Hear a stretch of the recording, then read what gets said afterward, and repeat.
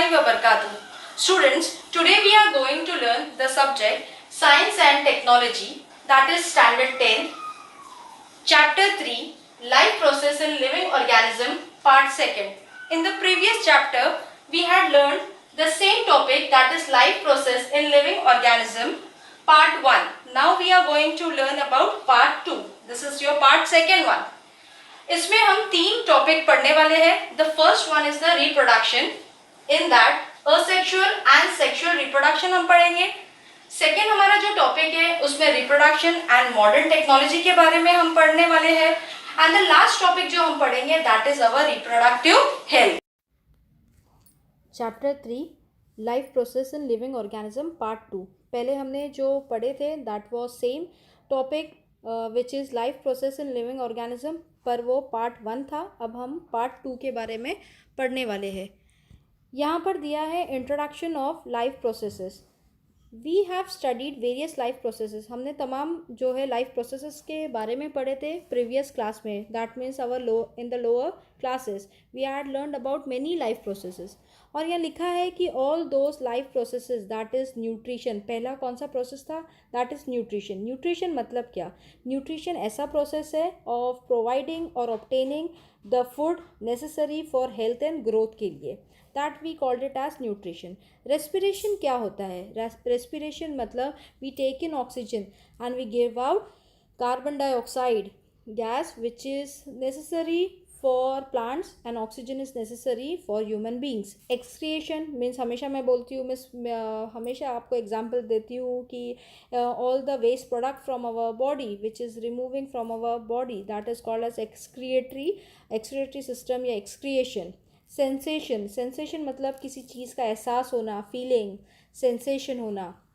And response that is control and coordination, अपने आप पे कंट्रोल और काबू करना, that is called as control and coordination etcetera are essential to each living organism. हर एक लिविंग ऑर्गेनिज्म के लिए ये इम्पॉर्टेंट होता है टू रिमेन अलाइव. ज़िंदगी को जीने के लिए, ज़िंदगी को अलाइव रखने के लिए ये तमाम जो है बातें बहुत ही ज़रूरी है. तमाम process is very very important to all the living organisms. Beside यहाँ लिखा है this life process is one more life process occur in living organism. एक और लाइफ प्रोसेस ऑर्गेनिज्म में, लिविंग ऑर्गेनिज्म में अकर होती है. That is nothing but that is the reproduction. Reproduction हमारी ज़िंदगी के अंदर बहुत ही इंपॉर्टेंट रोल प्ले करती है. अब रिप्रोडक्शन का मतलब क्या होता है? Reproduction is nothing but, reproduction means to reproduce, किसी चीज़ को रिप्रोड्यूस करना.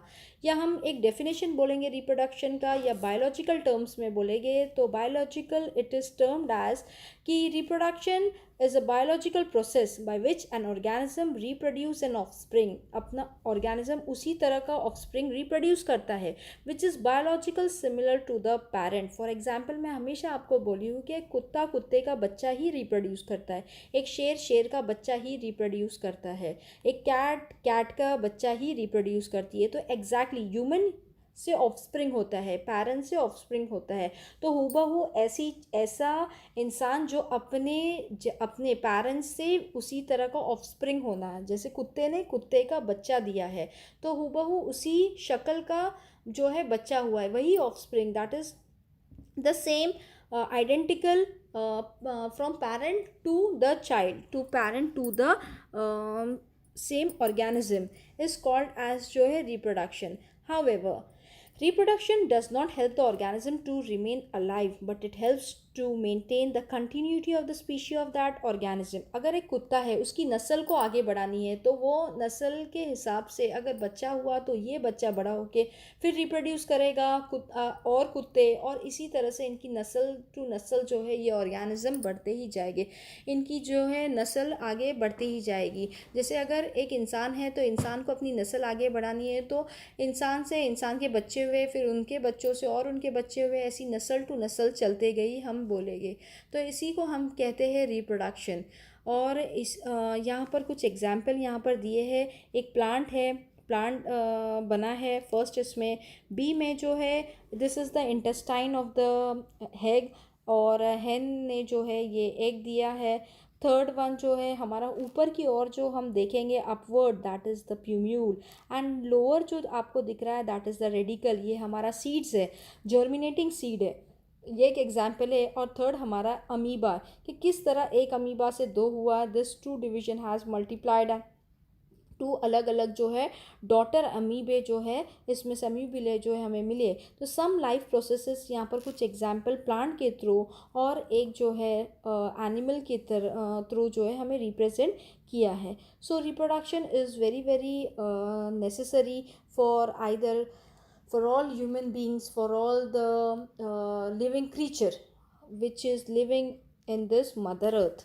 अब जो हम नेक्स्ट पढ़ रहे हैं that is the life process, और यहाँ पर दिया है कि formation, this is a definition of reproduction. मैंने जो आपको एक्सप्लेन की that was also one of the biological definition, and this is also one of the important biological definition कि formation of a new organism of the same species by early existing organism is called as reproduction. So parent to offspring, कुत्ते से कुत्ते का बच्चा होना, उसके बाद cat से कैट का बच्चा होना. So these are some examples, that is the examples of reproduction.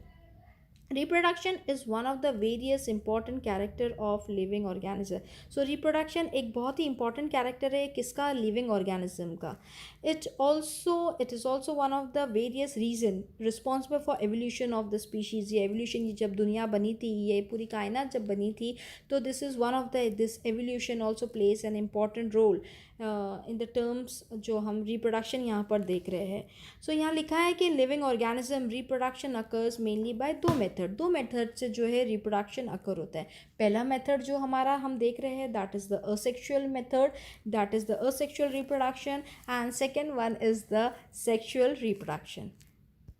Next हम जो पढ़ रहे हैं असेक्सुअल रिप्रोडक्शन, मैंने आपको दो बातें बताई, उसमें दो रिप्रोडक्शन होता है. पहला वाला हमारा असेक्सुअल होता है और सेकेंड वाला हमारा सेक्सुअल होता है. सो असेक्सुअल रिप्रोडक्शन हम यूनिसेल्युलर ऑर्गेनिज्म में देख रहे हैं, that means single cell organism. Single cell organism में हम देखेंगे that we called it as unicellular organism. The first one is the binary fission, the second one is the multiple fission, and the third one is the बर्डिंग.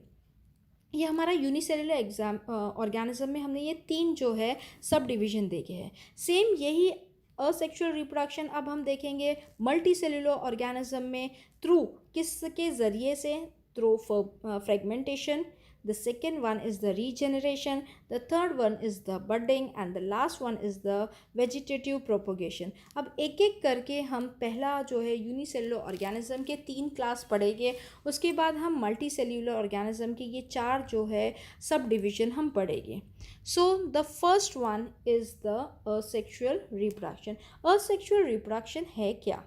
Process of formation of new organism. Process है of formation of नया organism by an organism of same species without involvement of gamete. इसमें कोई fusion of male और female gamete का नहीं है, कोई जो है इनका इन्वॉल्वमेंट नहीं है मेल एंड फीमेल गैमेट का. ऐसे रिप्रोडक्शन को हम असेक्सुअल रिप्रोडक्शन कहते हैं. As this reproduction does not involve union of two different gamete, इसमें कोई जो है union of दो different gamete का involvement नहीं होता है. The new organism has exact genetically similar with the reproducing organism. इनके जो species होते हैं exactly similar उन्हीं की तरह दिखाई देते हैं, और इसको हम this is called as uniparental reproduction, और इसको हम uniparental reproduction कहते हैं. अब यहाँ पर एक टर्म आया यूनी मतलब single, involvement of a single parent, and it occur by the mitotic cell division. यहाँ एक टर्म आया है mitotic cell division. Mitotic cell division means what, क्या होता है mitotic cell division? Mitotic cell division is the process in cell division by which the nucleus divide, typically consisting of 4 stages, जो मैंने आपको पिछले चैप्टर में पढ़ाई थी. Same chapter that was the life process in living organism in part 1 में मैंने पढ़ाई थी. कायरोकिनोसिस में माइटोसिस स्टेज में पढ़ाई थी मैंने आपको, दैट इज़ द कायरोकिनोसिस. इसमें जो 4 स्टेजेस हमने देखे थे that was the prophase, The next was the metaphase, the third was the anaphase, and the fourth one was the telophase. So this everything we had seen in the mitotic cell division. अब जो हम अगला पढ़ रहे हैं that is the asexual, same इसका एक एक स्टेप से हम पढ़ेंगे. पहला हम जो पढ़ेंगे that is asexual reproduction in unicellular organism. Uni means single, बार बार मैं बोल रही हूँ, unicellular means single cell organism. So इसमें का पहला स्टेज हम पढ़ेंगे that is the binary fission. Binary fission क्या है, यहाँ पर हम देखेंगे कि prokaryotes that means all the bacteria, all the protist that means हमने आप पढ़े थे दैट इज़ द अमीबा और पैरामीशियम. अमीबा इज़ दिस और all single cell unicellular organism. Euglena, ये सारे जो है प्रोटिस्ट में आते हैं. This a single cell organism. And all the eukaryotic cell organism like mitochondria which is the power house of the cell, all the chloroplast perform, ये सारी चीज़ें असेक्सुअल रिप्रोडक्शन परफॉर्म करते हैं. बाय किससे? बाइनरी फिशन से. यहाँ पर लिखा भी है कि in this process the parent cell divide to form two similar daughter cell. Parent किस में डिवाइड होता है? टू फॉर्म दो सिमिलर डॉटर, सिमिलर उसके ही जैसा, हूबहू उसके ही जैसे दिखने वाला daughter cell. This binary fission occur either by mitotic और अमाइटोसिस. माइटोसिस से अकर होता है या तो अमाइटोसिस से ये डिवीजन अकर होता है. यहाँ पर कुछ डायग्राम्स भी आपको नीचे दिखाई दे रहे हैं. मैं आपको एक एक स्टेप बाय स्टेप एक्सप्लेन कर रही हूँ कि एक्सेस ऑफ फिशन या हम डिवीजन बोलेंगे is different in different protist. हर एक में डिवीजन डिफरेंट होता है, चाहे वो हम लेके एग्जांपल अमीबा का या पैरामीशियम का या यूग्लिने का, तो हर एक में जो है इसका डिवीजन या तो फिशन डिफरेंट पाया गया है. तो 3 डायग्रामेटिक रिप्रेजेंट के ज़रिए से मैंने यहाँ पर ये आपको एक्सप्लेन करने की कोशिश कर रही हूँ कि पहले एग्जांपल में यहाँ पर लिखा है कि amoeba divides in any plane due to lack of specific shape. As you know, आपको मालूम है कि amoeba is an irregular shape organism. इसकी कोई पर्टिकुलर शक्ल नहीं है, इरेग्युलर शेप है इसकी अमीबा की. तो hence it is called as simple binary fission. Simple binary fission में दिखाई देता है कि this parent amoeba is divided into two, this is sub divided into daughter and next 2 amoeba बने हैं. This is through simple binary fission और इसमें एक एग्जाम्पल लिया है दैट इज़ द अमीबा. अब हम जो नेक्स्ट देख रहे हैं दैट इज़ द पैरामीशियम. यह paramecium divide by transfer binary fission, यही चीज़ हम यहाँ पर देख रहे हैं. और यहाँ पर ये पैरेंट पैरामीशियम में 2 डॉटर जो है ये डिवाइड किए हैं, सब डिवाइडेड हुआ है. और नेक्स्ट जो है डॉटर पैरामीशियम, उसमें 2 शक्ल के हमें मिले हैं. सो लास्ट हम यहाँ पर दिख रहे हैं कि whereas euglena is by longitudinal binary fission, इसका डिवीजन हुआ है. यहाँ दिख रहा है कि लॉन्गिट्यूडनल जब डिवाइड हो रहा है तो ये सब डिवाइडेड होके 2 अलग अलग यूग्लिने फॉर्म हुए हैं. यह यहाँ पर लिखा है कि binary fission is usually perform by all the living organism. Why? During its favourable condition only. That is जब जहाँ पर इनको अवेलेबिलिटी ऑफ अबेंडेज, अच्छा अगर हमें खाना मिल रहा है, अच्छी हमें सहूलतें मिल रही है, तो सारे ऑर्गेनिज्म भी अच्छी तरह से रिप्रोड्यूस करते हैं. उसी तरह यहाँ पर भी लिखा है कि ये ऑर्गेनिज्म को बहुत ही अच्छे से फूड मटेरियल अबंडेंट, खाने को भरपूर फूड मिल रहा है. इसी वजह से ये अपने हिसाब से इनका डिवीज़न हो रहा है. एंड दिस पर्टिकुलरली मैं आपको बोलूँगी क्या ये पहला एग्जाम्पल जो है हमारा सिंपल बाइनरी फिशन हुआ है that is the amoeba. The second हमारा ट्रांसफर बाइनरी फिशन हुआ है that is the paramecium. And the third one is the euglena. और due to its very availability of abundant food material, ये सारे organism बहुत ही अच्छे से जो है डिवाइड हुए हैं और हूबहू उनकी शक्ल जैसी ही नई ऑर्गेनिज्म हमें मिली है. सो this was the first that was the binary fission जो हमने पढ़े हैं थ्रू डायग्रामेटिक रिप्रेजेंट के ज़रिए से.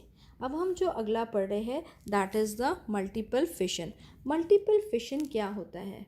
मल्टीपल फिशन में यहाँ पर लिखा है कि asexual reproduction by multiple fission. Multiple मतलब कुछ चीज़ मल्टीप्लाई, एक से ज़्यादा होना किसी चीज़ का. जैसे 2 है तो उसका मल्टीप्लाई करेंगे 2 से तो 4 होता है। किसी चीज़ को मल्टीपल करना, इस परफॉर्म बाय व्हाट, इस परफॉर्म यहाँ पर हम देख रहे हैं मल्टीपल फिशन का डायग्राम देख रहे हैं, और ये कौन परफॉर्म कर रहा है? By amoeba and some similar other protist. चाहे हम इसमें पैरामेशियम ले या यूग्लिना ले, ये सारे जो है एक इसमें से हमने एक एग्जाम्पल लिया है और ये डायग्राम दिया है अमीबा का। तो एक एग्जाम्पल के तौर पे हमने ये मल्टीपल फिशन को लिए हैं। हम देखेंगे कि इसमें क्या क्या बातें बताई हैं। Amoeba stop the formation of pseudopodia. Amoeba क्या करता है? सूडोफोडिया का फॉर्मेशन स्टॉप करता है। अब यहाँ पर एक अल्फाज आया था प्रोटिस्ट। प्रोटिस्ट क्या होता है? Protist are nothing but are a diverse collection of organism. They are primarily microscopic, जिसको हम जो है माइक्रोस्कोप के अंदर ही देख सकते हैं। इस बिना माइक्रोस्कोप का हम इसे देख ही नहीं सकते हैं। चाहे वो मैंने आपको एग्जांपल बताई हो, चाहे वो हमारा अमीबा हो, चाहे वो हमारा पैरामेशियम हो, चाहे वो हमारा यूग्लिना है। नाउ यहाँ लिखा है कि amoeba stop the formation of pseudopodia. Pseudopodia क्या होता है? That is temporary protection of the surface of an amoeboid cell for movement and feeding और मूवमेंट के लिए जो अमीबा इस्तेमाल करता है अपना body. So and thereby movement where there is lack of food, यहाँ पर खाने की कमी और any other type of adverse condition में। सो यहाँ पर अमीबा क्या करता है? Stop the formation of pseudopodia. ये रुका देता है सूडोफोडिया का formation, that is movement and the feeding process.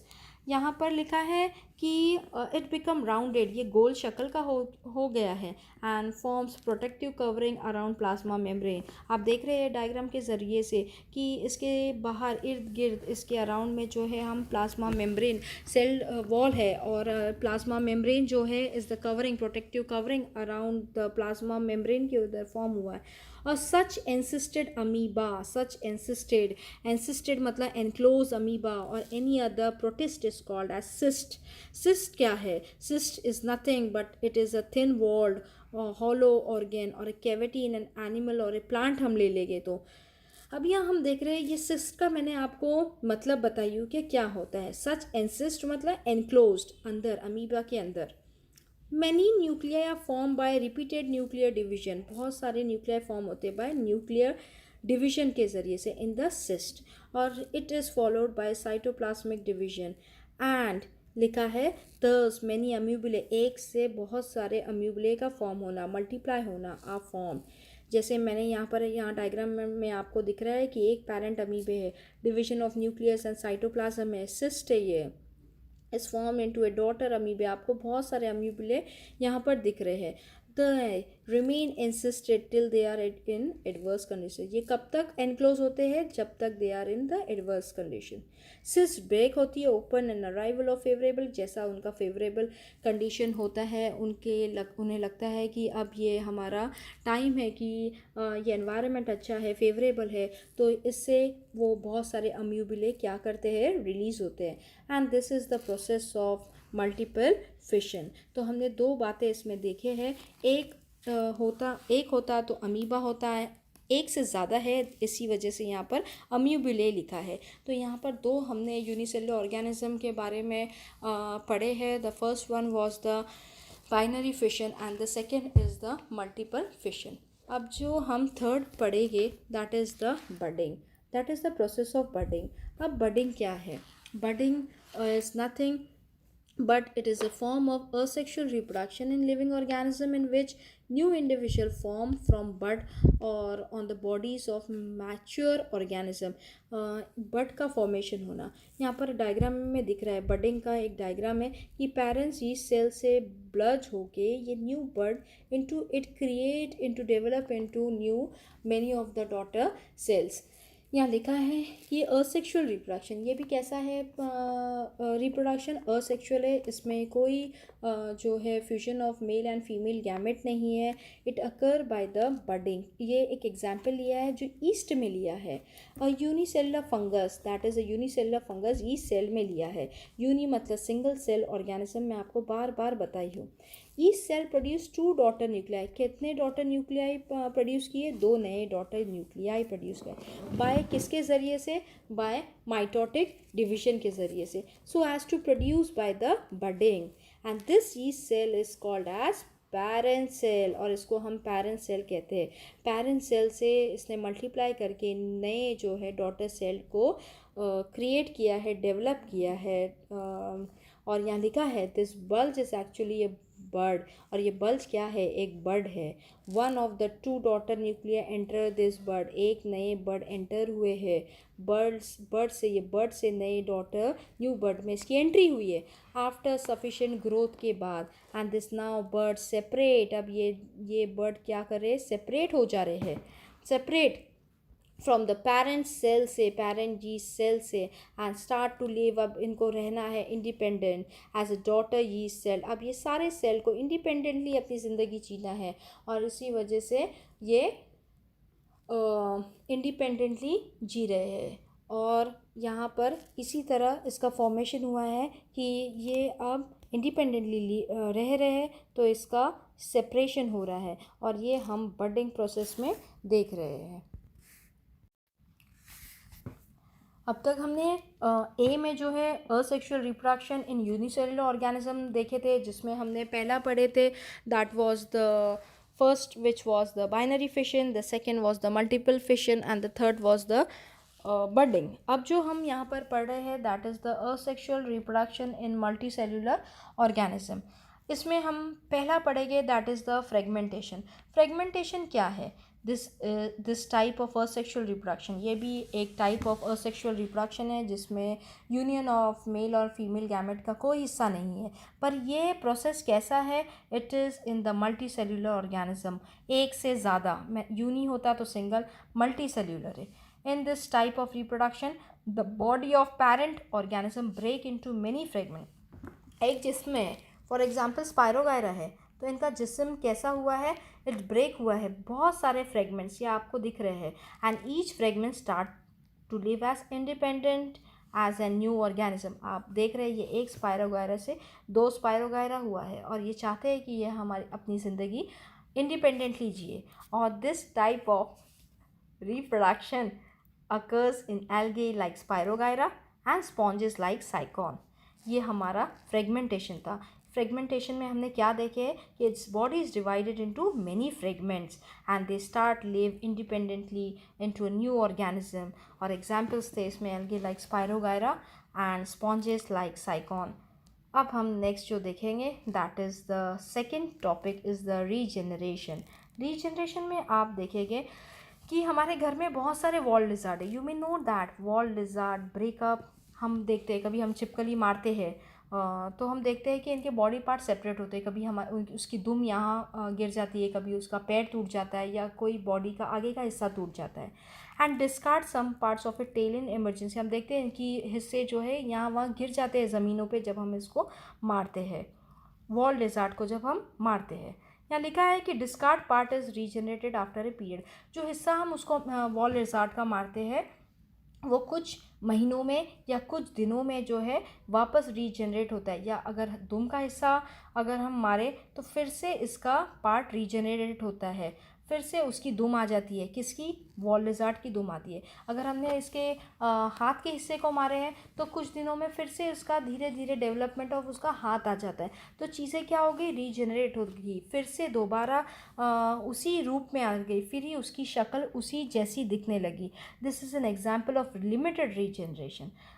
Next यहाँ पर दिया है कि हाउएवर अंडर सर्टन सिचुएशन में एन एनिमल प्लेनेरिया, ये एग्जाम्पल है, ये this is an example of planaria है, breaks up its body into two parts. ये प्लेनेरिया क्या करती है, अपनी दो हिस्सों में अपनी जिस्म को डिवाइड करती है, and each part regenerated remaining part of the body and thus two planaria are form. और हमें एक फिर से प्लेनेरिया दो हिस्सों में डिवाइड होता है और हमें ऐसा लगता है कि प्लेनेरिया दो हिस्सों में फॉर्म हो गए हैं, और this process is called as regeneration. इसका मतलब जब हम प्लेनेरिया को कट करते हैं या ये प्लेनेरिया जब डिवाइड होती है इसकी बॉडी पार्ट, हमें ऐसा लगता है कि each part regenerate remaining part of the body और टू नए जो प्लेनेरिया इज फॉर्म, और this part is called as regeneration.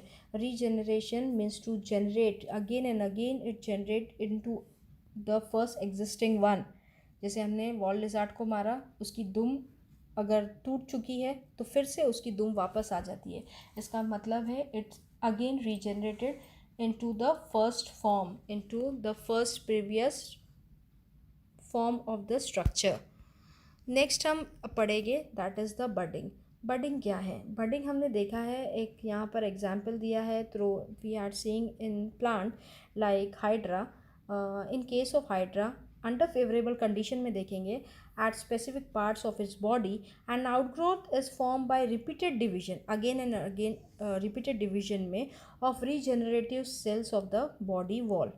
और ये आउटग्रोथ को, ये दिख रहा है, ये outgrowth, this outgrowth we called it as nothing but we called it as what? We called this outgrowth as an bud. हम ये outgrowth को bud कहते हैं. बड ग्रो अप प्रोग्रेसिवली. बड कैसा ग्रो होता है? बार बार प्रोग्रेसिवली ग्रो होता है, स्टेडीली ग्रो होता है. And finally form a small hydra. इससे छोटा हाइड्रा फॉर्म हुआ है. New formation of new hydra. Dermal layer and digestive cavity of budding hydra are in continuity with those of parent hydra. एक hydra से नया हाइड्रे का फॉर्म होना, मतलब एक पेरेंट हाइड्रे से एक बड का फॉर्म होना, उससे अगेन एक नया हाइड्रे का फॉर्म होना. This parent hydra supply nutrition to the budding hydra. अब ये पेरेंट, ये एक एग्जांपल मैं लूँ तो ये एक पेरेंट हाइड्रा ने छोटे, ये जो नीचे का पोर्शन दिख रहा है, ये जो पेरेंट हाइड्रा ने सप्लाई किया है nutrition to the budding hydra को. जो बढ़ रहा है वो हाइड्रा को सप्लाई किया है क्या? Nutrition. So budding hydra separate from the parent hydra. अब ये चाहता है कि ये पेरेंट हाइड्रे से सेपरेट हो जाए and start to lead an independent life. मैंने जब से आपको मल्टीपल फिशन पढ़ा रही हूँ, हर एक में लाइन में लिखा है कि they live an independent life and when it's grow up and became able to live an independent life itself. वो चाहता है कि अब मैं अपनी ज़िंदगी अपनी तौर से जीऊँ. So here it divided, this hydra is divided into this नया bud and new nascent hydra. Two hydra जो है is form in this picture. So this was the process of budding. ये हमने बडिंग का प्रोसेस देखे. अब जो हम नेक्स्ट पढ़ रहे हैं last, that is the vegetative propagation. Now इसमें हम क्या देख रहे हैं? Reproduction in plant with the help of vegetative part. Vegetative part कौन कौन से होते हैं? जैसे यहाँ पर एग्जांपल दिए हैं वेजिटेटिव पार्ट लाइक रूट हमारा है, स्टेम है, लीव है एंड बड. ये सारे तमाम चीज़ों को हम वेजिटेटिव रिप्रोडक्शन कहते हैं. वेजिटेटिव रिप्रोडक्शन अगर हम पोटैटो का ले लें, यहाँ पर दिया है देखो पोटैटो का डायग्राम, स्वीट पोटैटो का डायग्राम, ब्रायोफिलियम. सो पोटैटोज़ का देखें तो is perform with the help of eye. हमें ऐसा लगता है कि पोटैटो के ऊपर जो है आँखें हैं, ये आईज़ है present on the tubular, whereas in the bryophyllum it is perform with the help of buds. यहाँ पर दिख रहे हैं आपको छोटे छोटे, ये सारे जो है बड्स होते हैं. Present on the leaf margin, ये लीफ मार्जिन है तो यहाँ पर बड प्रेजेंट है. किसमें? ब्रायोफिलियम में. In case of plant like sugar cane ले ले, गन्ना ले ले एंड ग्रासेस ले ले, वेजिटेटिव प्रोपोगेशन कैसे अकर होते हैं? It is occur with the help of buds, छोटे छोटे buds which is present on the nodes. Nodes मतलब आगे की जो हिस्से होते हैं वो नोड्स की ओर क्या होते हैं? बड्स पाए जाते हैं.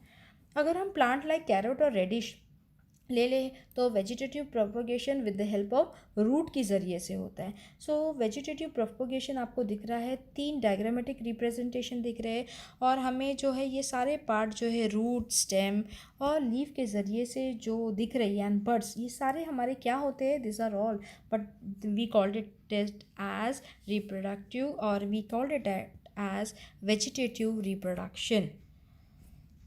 नेक्स्ट हम अब पढ़ रहे हैं that is the sexual reproduction. हमने 2 बातें पढ़े हैं ये चैप्टर में, that is the reproduction is occurring through 2 method. The first one was the sexual reproduction and the other was through the asexual reproduction. So हमने असेक्सुअल के अंदर 3 step देखे इन यूनिसेलुलर ऑर्गेनिज्म में. First was the binary, second was the multiple, third was the budding. और हम जो next में हमने मल्टी सेलुलर ऑर्गेनिज्म में पढ़े थे that was the fragmentation, regeneration, budding and vegetative propagation. अब हम इसमें सेक्सुअल रिप्रोडक्शन पढ़ रहे हैं. सेक्सुअल मतलब क्या?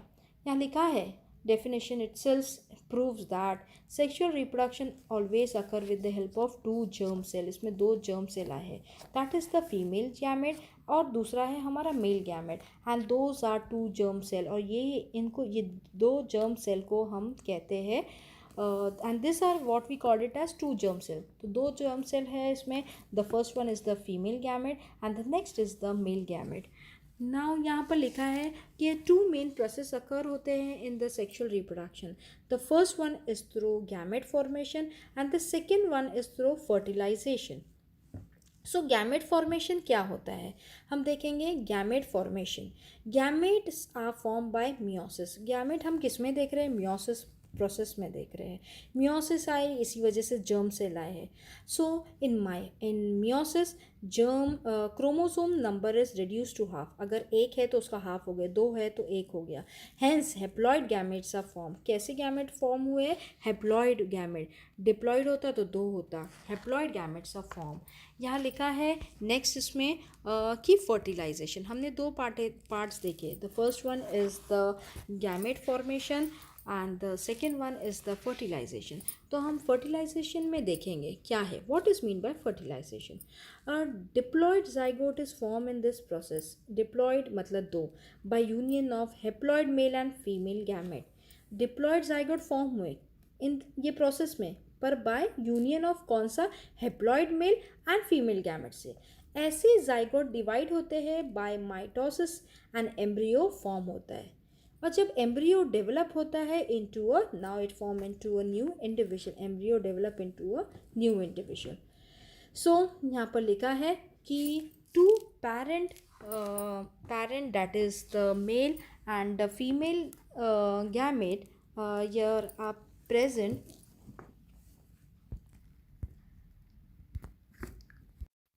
सो हम देखेंगे कि फर्टिलाइजेशन है क्या. सो फर्टिलाइजेशन कुछ नहीं बल्कि इट इज़ द एक्शन और the process of fertilising an egg और अ फीमेल एनिमल और plant involving the fusion of male और female gamete to form a zygote. मतलब इन्वॉल्वमेंट ऑफ दोनों का होना, दैट इज़ मेल गैमेट का और फीमेल गैमेट दोनों का इन्वॉल्वमेंट होना. That is called as nothing but we called it as fertilization. यहाँ लिखा है कि two parent that is male parent and female parent are involve in this type of reproduction. दोनों का होना बहुत ही ज़रूरी है. कैसे, इसमें रिप्रोडक्शन के अंदर फर्टिलाइजेशन में दोनों का होना बहुत ही ज़रूरी है. Fusion of male gamete of male parent and female gamete of female parent occur होता है, जिसकी वजह से नए इंडिविजुअल फॉर्म होते. Always has the recombined gene of both the parent. Male और फीमेल दोनों का शेयरिंग है, दोनों का इन्वॉल्वमेंट है. इसीलिए न्यू इंडिविजुअल जो बन रहा है वो दोनों ही दिखने वाले पेरेंट का रहेगा, आइदर ऑफ द मेल और either of the female parent का. Hence, the new individuals show similarity with the parent. Either it will be of the, या तो वो अपने फादर की होंगी सिमिलैरिटी, और आइदर वो हमारी या तो फिर वो मदर की होंगी. For some characters and has some character different from both the parents. या तो ऐसे कैरेक्टर जो दोनों से बहुत ही डिफरेंट हो. दोनों ह्यूमंस में ले ले, अगर हम हमारे मम्मी डैडी से हम हुए तो कुछ कैरेक्टर्स हमें हमारे मॉम के होते या कुछ हमारे फादर के होते, पर कुछ कैरेक्टर्स हम में ऐसे होते जो दोनों के भी नहीं होते हैं. So they are very different from our parents. Diversity in organism occur due to genetic variation. और ये वेरिएशन की वजह से डाइवर्सिटी इन ऑर्गेनिज्म अकर होती है because of this genetic variation. Genetic variation helps the organism to exist with the changing environment.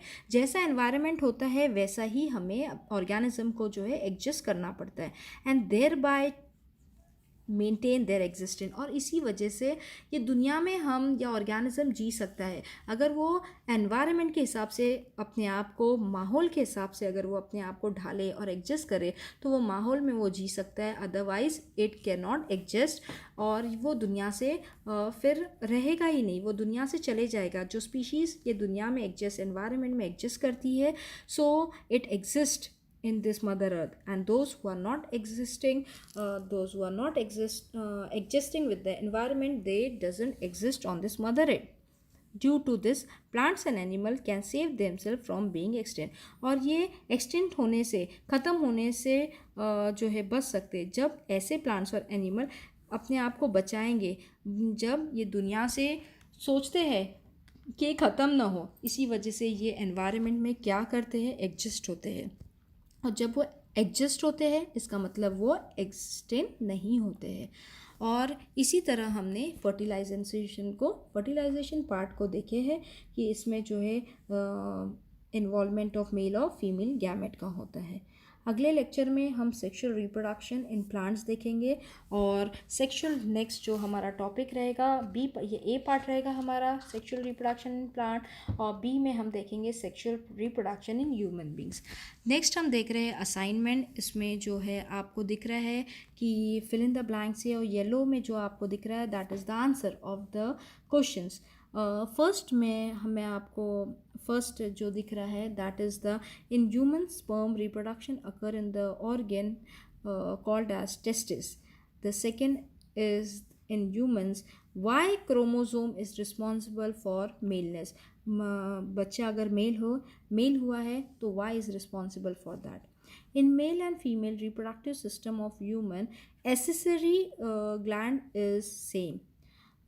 D का answer है implantation of embryo occur in uterus. E आपका दिख रहा है यहाँ पर कि asexual type of reproduction occur with the fusion of gamete. F जो हमारा है body break up into several fragments and each fragment start to live as new individual and this is fragmentation type of reproduction. The last is the pollen grains are formed by meiosis division in the locus of the anther। और ये सारे जो है तमाम जो चीज़ें मैंने आपको बताई हूँ ये क्वेश्चन के हमारे आंसर्स थे, ये आपको अपनी बुक में जो है लिखना है।